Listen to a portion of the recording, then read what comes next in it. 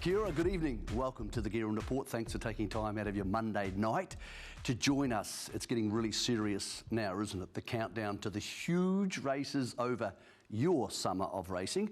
I think the most important horse to emerge out of the weekend was this horse, Damask Rose. One, a 3-year-old, not worth a stack of money. We'll tell you why it's so important in the next couple of minutes. After that, we're heading off to Cambridge Stud. They won, of course, with Snazzy Tavi on the weekend. We're going to catch up with Brendan, Jo, Louis the dog, and of course MG the horse, little man, on the Guerin Report tonight. And we have plenty more racing coming up over the next month or so. So we're going to sit down with some personalities to keep you company if you have a break, which you're involved in racing. You probably don't. Let's talk about Te Rapa first, though. Last Saturday, race 2, Damask Rose carried 59 kgs, and she was way too good in the hands of Opie Bosson. The reason this is so important is the second horse she's beating here is in the NZB Kiwi.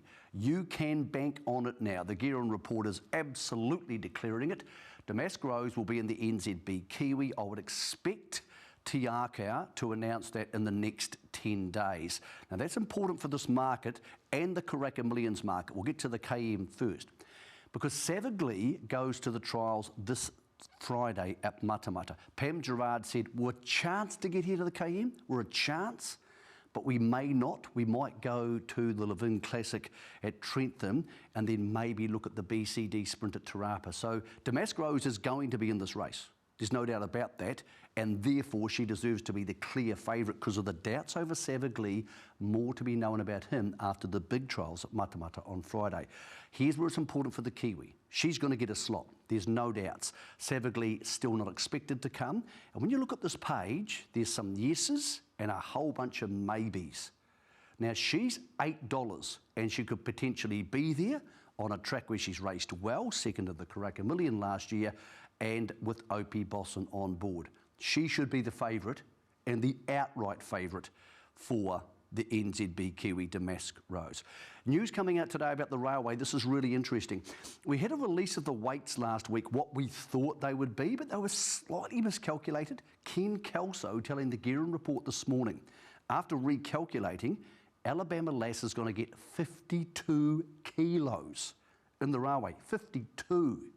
And he said, that was enough. I thought I was getting 54, I'm getting 52, so she now has this as her big aim. She will trial at Matamata on January the 14th, but more so, even more so than just a day ago, without leaving the stable. Alabama Lass a lot more likely to go to the railway carrying just 52, which makes her your bet. Right, let's get to our little man, Mickey G, the horse who's been part of the show since we started. We went down to Cambridge Stud to see him. It was about getting to know the horse and what's next in his development, but we also took the chance for a really cool, relaxed chat with the people who own Cambridge Stud, Brendan and Jo Lindsay. It was a really cool afternoon, more of the little man soon, but firstly, I asked Brendan and Jo how many mares they would have at Cambridge Stud foaling down in the spring. We've got 250 foaling down, 110 of ours and the rest of clients' mares, another 140 clients' mares, so 250 total. We're up to 172 at the moment, so still got another 80 to go. What about the Queen, Probabile? I think she's in foal distance. When's she arriving? Well, we went and saw her this morning, didn't we, Dale? We went over to see her. I went in the paddock to say hello and give her a bit of a hug. She's actually quite calm for the moment because normally they start to get a little bit stressed, but she's fine. And we're hoping within the next week, the boys are saying. Well, you mentioned giving her a hug and you're being kind enough to give the Guerin Report a foal to follow. We'll get to Mickey G shortly, but do you get some foals you like more as soon as you meet them than other foals? Because 250's a lot of foals. Well, first of all, last year when Probably had the filly foal, who's now a yearling, and she's up in Karaka, she's the same. She's been handled so much that she's really just loves being with people. And the moment she sees you, she comes running for to be handled. This year there's a couple. I named a mare, at the time a race filly, called Dottie D, after my sister. And she's just had, a few weeks ago she had a foal filly. And she's rather cute. And so, yeah, that's really nice. And my sister came actually over from Sydney specifically to see her. So, yeah, she's a really... It raises an interesting question. If you fall in love with some foals and they have to go to Karaka or somewhere else to be sold, is that hard? They don't go. There are some that won't go. They don't go. Yeah. We've got a foal over there. It's got this white blaze that's sort of over its face, and it looks bloody stupid, to be honest, but we couldn't sell that because that was a bit of fun, you know. That raises another point. A lot of studs seem to sell the colts and keep their better bred fillies. What's Cambridge's attitude to what is kept and why they are kept? Well, I mean, if someone like probably actually has a colt, we'll definitely keep him. So everything that she has, we'll keep. And there are some mares that we've done that. Our previous starting mare, Shadane, we kept all of her foals. So, yeah. So, what about? There is a balance, but we also need to put money in the till. It's a big operation to run. You've had lots. There's 80 staff that rely on an income here, you know. So we have to sell, but sometimes we'll keep a filly foal because maybe your mum's hasn't had a colt, so therefore we want to keep the family. You know, we've kept horses that haven't performed on the track, and we've kept some that, like we had Aquacade and Polygon, both group winners, Paragon, both group winners, both of them we couldn't sell, both were compromised at the sales. So, you know, it's really difficult to make a judgment call when they're so young. Let's talk about the other Mickey G, the equine one. So he now obviously is going up in value. His brother is, or half-brother, having an amazing spring in Australia. Does the attitude to him change? When he becomes more commercial, for example, for people who don't follow the horses that much, does he get insured now that he might have been worth more than he was a month ago? No, we don't insure any of our horses. So we self-insure everything except for the stallions. So you're insured, yeah, even though you're biting. So we don't insure any of that because we've just got so many horses.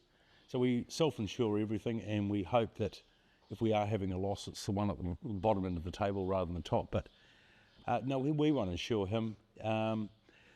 We'll sell him because he's a colt. He was always going to get sold once he's a colt. We don't really race colts unless they're compromised or something. Or we bought one. We bought a colt with a couple of mates this year, so he'll be for sale. Does it change his value? Absolutely, it changes his value. But he's still got to be a nice horse. You know, if he's a bit of a cripple, he's not going to make his money no matter what he does. But because he's going to have such a great page, he's going to be, you know, a half to a dual Group 1 winner. It's going to create a lot of interest in the sale ring because people obviously know She-Wolf, well, that's 2 Group 1s. Well, he might be the best known yearling going to the sales by the time we finish with him. And with a horse like him, how do you put a reserve on a horse like him? Because you can't just take him to the sales and sell him for 100k. I realise he's worth more than that. So what's that process like when you have 60 or 70 yearlings of actually valuing them? We basically sell unreserved. And in, 5 years we've been doing sales. How many we brought home? I think 1 or 2. So we basically sell it. So if you think a horse is worth 200k, but the market says he's worth 120, he goes? He sells. Because, you see, the thing is that you've got all your best bloodstock agents coming to looking at the foal. We've got the sales, you've got your best trainers, arguably in Australasia, looking at that foal, and then you take them to the sale and nobody wants to buy them. You have to listen to their judgment because you're the ones that say, oh, no, you're all wrong. Well, it's difficult to say you're all wrong. So the Cambridge Stud policy is, if we're taking a horse to the sales, is for sale, and let the market tell us what it's worth. That's probably the best. We just feel it's the most transparent way of doing business. A question for you both, and it might be the same answer, I don't know. There's a lot of horses here, including horses like Sword of State and Almanzor, these magnificent looking stallions. What's your favourite horse at Cambridge Stud? Mare, foal, stallion. You can have one each. It might be the same horse, I don't know. Here, right at the stud, at the moment, Or in the business, in the golden black. Oh, in okay. the whole business. Okay. Well, I mean, our rising star, of course, is Jolly Star. So she's a beautiful horse when you see her in the flesh. The other one, of course, is Probabeel. She's just done so much for us, and was really, really the beginning of all that's going on now. So, Brendan, do you have a favourite one? Oh, it's definitely Probabeel, because Probabeel came along. We had a bit of bad luck where we lost our stallions. We won obviously the 2 Karaka Millions. We went to Sydney and watched her win us around. We went into COVID. She won 3 more Group 1s, which we watched on the TV. And she took us on a journey that horses take you on, because we felt at the time we were a little bit down on our haunches a little bit. Probabeel gave us something to look forward to. And then through COVID, it was great, because we had racing in Australia. We couldn't be there, but yes, we enjoyed the moment just as well. So she took us, on a journey that no other horse has done. I guess the other favourite for me, of course, is Hully Usain, because he won the Diamond Jubilee, and Jo and I watched that on the couch at 3 o'clock in the morning, and we did a Zoom interview, and we're in our pyjamas, and it was quite funny really, because they were all suited and booted, the 3 interviewers, and Jo and I were so at 3 o'clock in the morning, we're sitting on the couch in pyjamas, drinking champagne, talking to English press. It was a bit of fun. I need to ask you, and I need an honest answer about this Jolly Star question. I was at the sales at the New Zealand Kiwi table, and you come across, Brendan, and said, I've just been told off. Jo said to me, if you're not going to buy the horse you want, we're going home. Is that true? Because you said, if we're not going to buy the horse you want, so then you went and bought Jolly Star. Well, yes, it was that. kind of like that. There was a little bit more. It was a little bit more grittier than that. It was a little. The teeth were crossed. So, Jo, you were just sick of seeing Brendan and the stud getting beaten on these horses, and you thought, let's just buy the one we want. Well, yeah, exactly. They had a top of 400 and were underbidders in, I don't know, 6 or 8 during the day, and it got to be about 4 o'clock, and I should go. Said a few swear words. And said, if we don't bid on this horse that's coming through, knowing it was who it was ended up being Jolly Star, I'm going home. It's a big jump from 400 to 950. Yeah. Well, it was funny. So we just kept saying, and Henry and Brendan were going, making. Well, and it went more, and I'm pushing Brendan to go. And I had Henry on the other side when we got to 600, saying that's enough. That's enough. And Joe's going.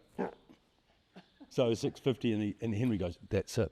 And then it keeps going, and Henry goes, that's enough, and Joe's going, and so we kept on going. But I mean, and Jo, Brendan then came over to the Kiwi table and said, I've just been told off. The story worked out pretty well.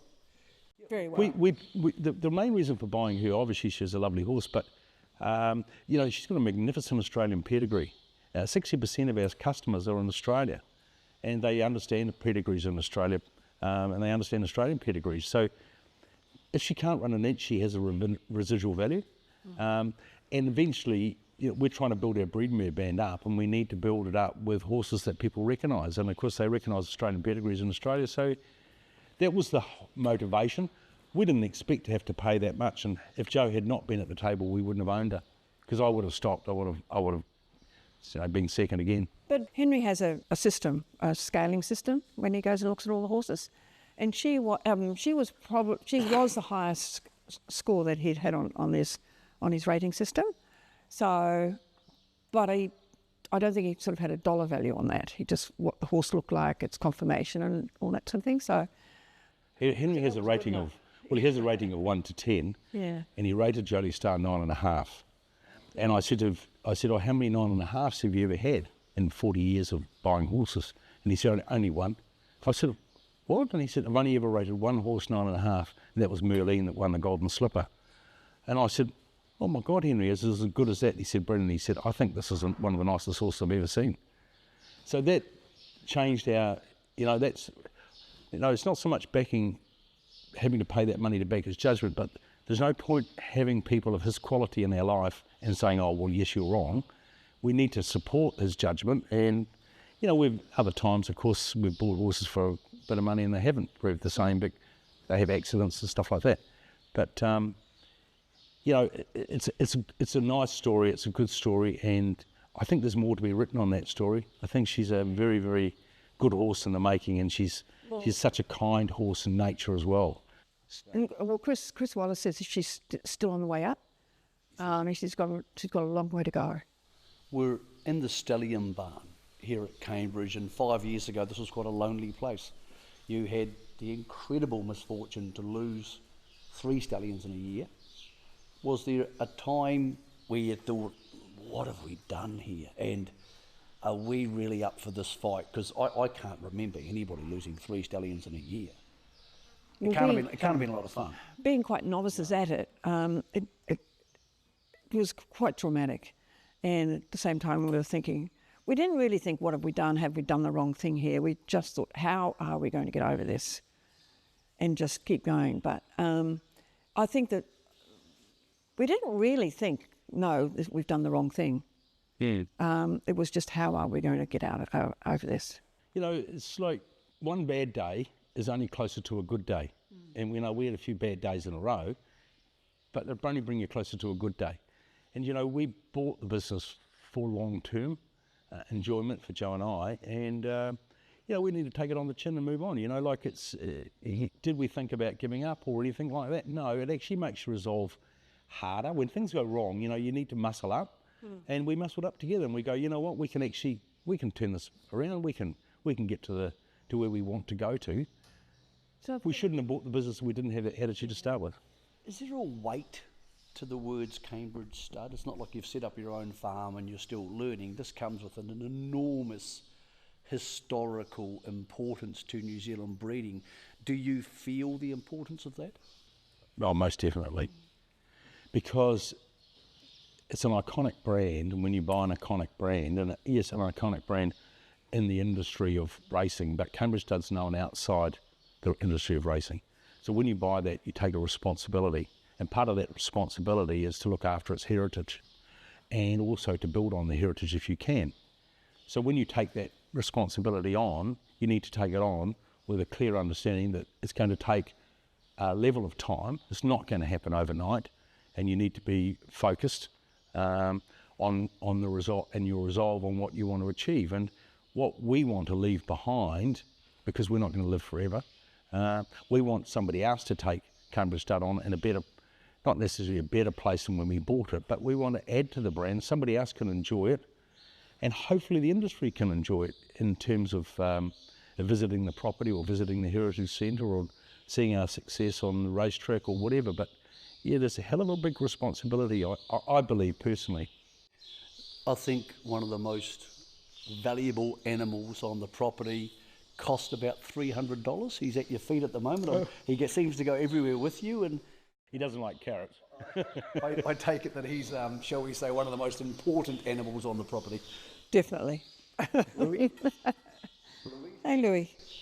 So, a Christmas present for Jo? Yeah. A surprise Christmas present after we'd lost our 2 others. Button and Bella. Button was 18 when he died, and Bella was 17. But and they died in the same year. It was so traumatic. I said to her, I do not want another pet. We're doing this, we're travelling, we're doing. And then, of course, he arrives on Christmas morning. This little bundle of black and white fur. So it's funny because when we go away, we have a lady that looks after Louis, and we get 2 or 3 photos every day of what he's up to. He's in the park, or he's at morning tea, or he's doing this. But every night we have a photo on the bed, and he sits on the bed, on her bed, every night and waits for the photo. And as soon as she takes the photo, he snuggles up on the bed. But it's funny because when we're in Sydney for the races, I was showing Michelle Plumtree. There was Thursday nights, Friday night, Saturday night, and he sits in the same spot and he looks the same. You wouldn't know which day it is. So we get a lot of enjoyment out of Louis because he brings a lot of fun into our life. We normally don't go anywhere unless he's invited. If we get invited to your place and you say, "Oh mate, don't bring the dog because I've got a cat," we aren't coming. on behalf of all our viewers, we thank you for letting us bring little Mickey G, the horse, into our lives. We're looking forward to seeing how it all unfolds. The name, not one I would have picked myself, Brendan. I know it might have been slightly induced at my behest, but it's going to have a lot of people. He's going to have a lot of people talking about him in the next 18 months. Yeah, look, and he's got a little poultice on his foot this morning. He's a bit sore, and the question was, should we film? We say, you know what, they do have accidents, and they do get sick, and they do, things don't go right all the time. But he's a nice-natured little bloke, and it's a bit of fun, and it's just nice to be able to share. And somebody will be sitting on the couch watching your show, Michael, and go, isn't this cool, and isn't that cool, and hopefully. Not only will you go to the sales, but hopefully you go to the racetrack, and hopefully somebody will name him Mickey G when they buy him. I hope not for his sake. Thanks for letting us be involved, and congratulations on Cowell. It's an amazing story, and we're looking forward to seeing what happens next, of course, with Jolie Star. So great to be down here. Sort of State's had enough of us. I think we'll let him go back to being in charge, and we'll go see our little boy. Thank you to Brendan and Jo for that insight into their mindset behind owning the giant, which is Cambridge Stud. But we wanted to see our little boy. So as promised, here's the development of little Mickey G. Bevan, what's your job here at Cambridge Stud? Mick, I'm farm manager, so I've got a responsibility with all the mares and foals, and not only that, but farm pasture and cattle and everything. So. All right, you're a busy man. Yesterday as we're filming this, little Mickey G the horse, unfortunately named as he is, had an issue. So, foals have issues all the time. I suppose we don't talk about them much. What was the issue, and what did you boys do? Yeah, well, Mick, he was a little bit lame yesterday afternoon, which was a bit of a surprise. Yesterday morning he was fine, but he was just a touch lame in the off front, and so we called the farrier, and the farrier had a look at. He's just got a little bit of separation between the laminate line and the hoof wall. So, is that like a quarter crack? Oh, not really, not so much that. As foals grow and seasons change, like we've had a lot of rain in the last 2 or 3 months, and ground's starting to get hardened up, and the feet has got to develop it into attacking a hard surface. So, we can get a little bit of grit or dirt up between the wall, and it just causes a little bit of sensitivity. So what did you guys do last night to our little man? What we did was we cleaned the area off, and we put a poultice on him and just wrapped it up, and hopefully that'll draw anything out that might be causing an infection if it goes down that route. But we're pretty confident in the next couple of days it'll be 100%. A lot of people only get to see these horses when they get to Karaka or wherever they're being sold. How many of the foals or through the yearling process would need some level of proper veterinary work, not just the inoculations and the things like that, but how many would need the vets to come to them to fix them up for some sort of thing? As they grow, they grow at different stages and rates, and so there's always a few little issues with the odd one or two, but generally there's not a big percentage. Well, I'd say like maybe 10 or 12 or 15% that really need intense veterinary help along the way, but overall, we've got good green grass, and the mares look well and everything else, and they grow nicely, and we have no major issues. What do they do? Like, for those people watching this on trackside who don't know what foals do, what do they do for the first 6 months? What is his life looking like at the moment? Well, most of them have got a pretty good milk bar to go to. Yes, mum, the milk bar of mum. Milk bar of mum, and then once they've had a good drink, they'll lie down and have a good sleep. Sounds good. Yeah, and then they might wake up their mate and have a little bit of a play, and then back to the bar and back to sleep, really. So, yeah, they just grow. So at this stage, what are they eating? Obviously, they drink a lot of milk. When do they start chowing down on the grass, and when do they actually start getting fed other things? Well, initially, they've got a milk diet right from day one, but that'll change. They start nibbling at a little bit of grass from probably day 5, 6, 7, 8 onwards, and it's only a small amount, and that's just a gradual intake as they get bigger and stronger. And then we introduce feed to them early on. It's only a small amount of feed. It's there if they want it. The mares eat most of it, so it's just keeping the mares in good nutrition. and so they can produce a good, strong, healthy foal. It's very free form here at the moment, just wandering around, and here's someone else's mum coming by for a look. When does he start getting handled, and when does he start getting used to humans touching him, and or even to, for example, the halter stage? Oh, what we do here, we have foal NZ, and they'll start on them at around about 3 to 4 weeks of age, and that's a gradual process. So they'll just get the foal's confidence, and once they've got the foal's confidence, they'll work putting it on the head, put the head collar on, and then just scratching them over, and it's basically a confidence situation, which they take their time and get a good result. Do some of them like humans more than others? Is it like humans where some of them are more sociable than others? Oh, 100%. They've all got different... He seems pretty good. Yeah, he's pretty cruisy. Okay. But yeah, no, they all get to the stage where they can be, managed easily enough by all the staff, and they accept human interaction. All right, what are we seeing here from, again, the unfortunately named, I have no idea how Brendan did this, but the little Mickey G. What are we seeing? He seems to have a big bum at the back there. Yeah, he's got a lovely quarters, this colt, nicely balanced. He stands up nice, and he's got a little bit of presence about him. All right, he's got a big white blaze on his face, so he's at the moment everything's ticking over pretty good. He seems pretty sociable. He seems pretty happy to be making his television debut, don't you? Yeah, absolutely, we're happy with him, and couldn't be more pleased with him, mate. What about Mum? So Mum now goes to visit Geraldine, I believe. So what's the process from the time this little fella was born to when Mum gets reserved? She'll go through her foal heat, which is normally around about 9 days post-foaling, and then from there she'll be back in the season around about at the 20 days post-foaling after that. So she'll go to the barn, get served Geraldine, and they both go up to the barn. He'll be in a little box by himself, watching Mum. Doing what happens next? Doing what happens next, exactly. Okay.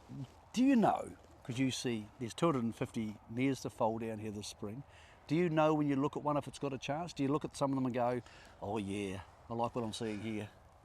Oh, they all grow at different rates, and some look a little bit more forward than others, and so it's, you don't get a finished product until a 2 and 3 year old. So it's not always easy to pick the.